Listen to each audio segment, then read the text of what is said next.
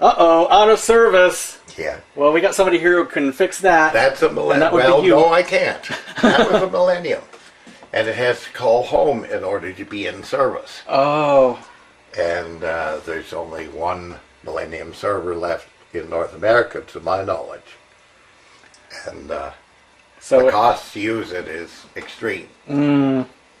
So it can't phone home. It's not like E.T., Can't phone the, home. And the this movie is character. the desk version of it. Same thing, wow. no service. Coin box for standard payphone.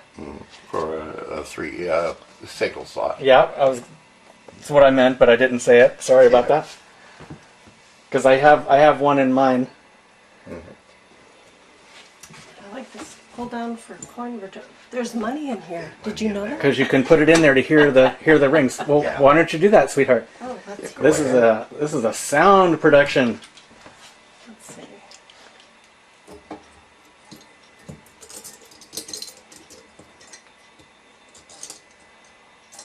Oh. That's the sound. That's the sound of money dropping. Wait. First, remove receiver. Follow the directions. That doesn't matter too much because I haven't got it hooked up to Oh, mine okay. right now. That's a dime. Another dime. That should have given the bong sound. It was a little muted. It got stuck somewhere. Yep. I think she didn't get her dime back. If you press the coin return, it'll probably come down. You might have to press it 2 or 3 times. I'll have to fiddle with it.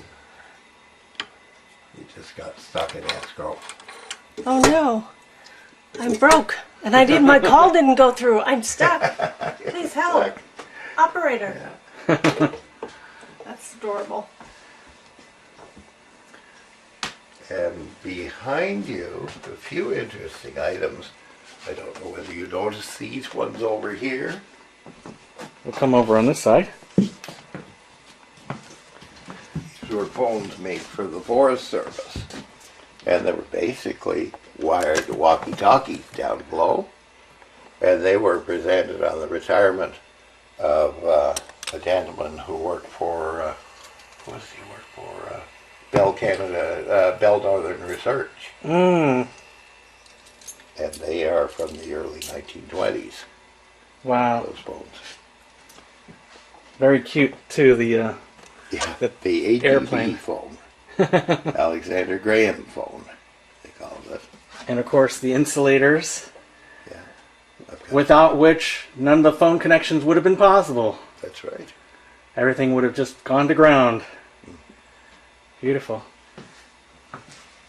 Okay, and tools, I've got basically a massive tool collection. I see that. That is well over unbelievable. 1,000 tools of various sorts and descriptions and so on.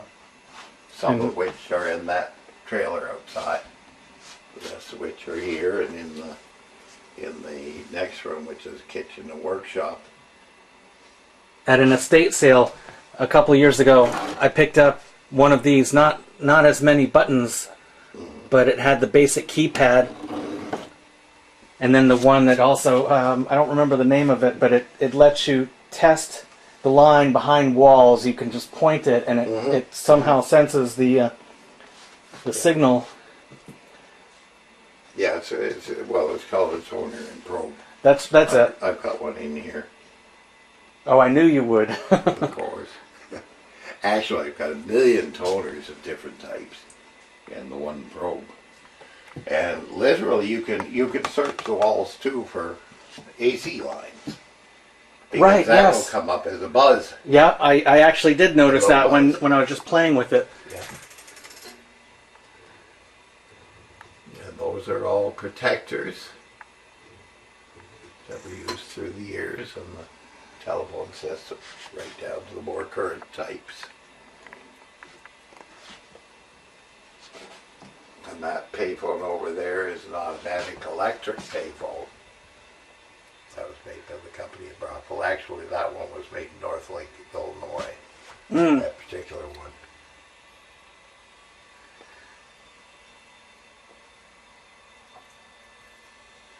Oh, look at that. That is the Summerside Exchange these switches came from. And down below that, the bottom, you'll see what it was replaced with. A DMS 100 switch. And it went from 4 floors of equipment to 1 floor. And much quieter, might I add, inside the building.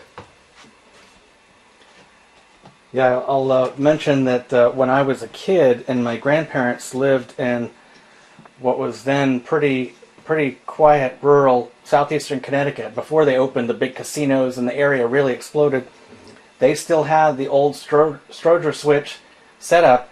You'd pick up the phone, and as you dial each number, you'd hear the distinctive clicking as it switched from one to the next one to the next one. And if you had a busy signal, it sounded like bees inside the line. Now that phone there I have had on CNET, or that switch. Yeah. And, people were able to dial up from around the world and listen to the switching. Oh. They had that experience. I don't do it often because I don't trust it that much safety-wise. But if I'm in the museum with time to spare, I usually turn it on and run it. A few things possibly in here you might be interested in. Test equipment. Well, this room here I'm picking up first. Okay.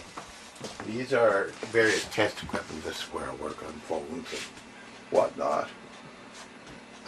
This is an interesting device here. This one here. I'll have to sit down and show you. This was made by Bell Canada's contract shop in Montreal. It was made for CBC. And got it plugged in? Yes, you do. Let me remember how to do it. This was used for radio broadcasts.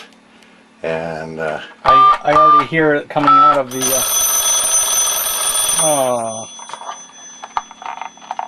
and of course it had a speaker in it as well. Yeah. It could support up to, I think it was up to 7 of these units. I've got another one there. And they just connected by a single cable. It was one of Northern's first steps into digital switching in, on a small scale. And that's what that was. Very rare. But when you say used for radio broadcasts, can you be more specific? Well, they'd be used to coordinate the radio broadcast. Control room would have one. The announcer within the would have station, one. so they could communicate with each other. Maybe even the transmission counter, maybe the general manager's office. Okay. They could communicate back. And of course, everyone had a different number. You just dial its number.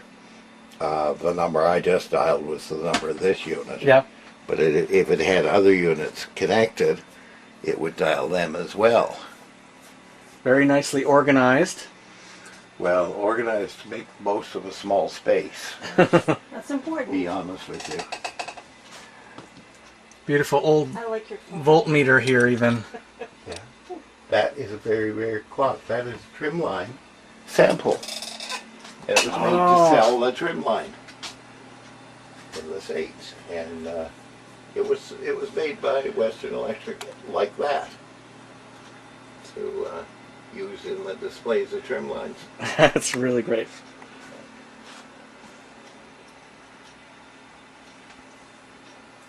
And that server down below came from Ellsworth, Maine, by the way. Which one are you pointing to right here? Cisco server, the gray server there. Right here. Oh, okay. I was missing the logo there.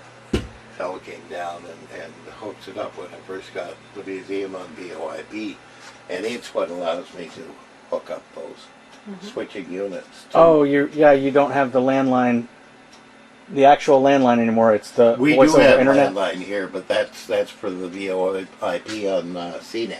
Oh, I see. Okay. And that is the system that was ringing that phone when you were using the payphone. Oh, all right. I use that for testing here. I've Sure. also got various phone testers, the telephone testers, aside from that. I don't believe in plugging in any phone unless I've thoroughly tested it before it gets Yes. plugged in. You have too much at risk here. Well, it's not only too much at risk. I don't want to cause problems on the line too. Mm. So I make absolutely sure they're 100% before I plug them in.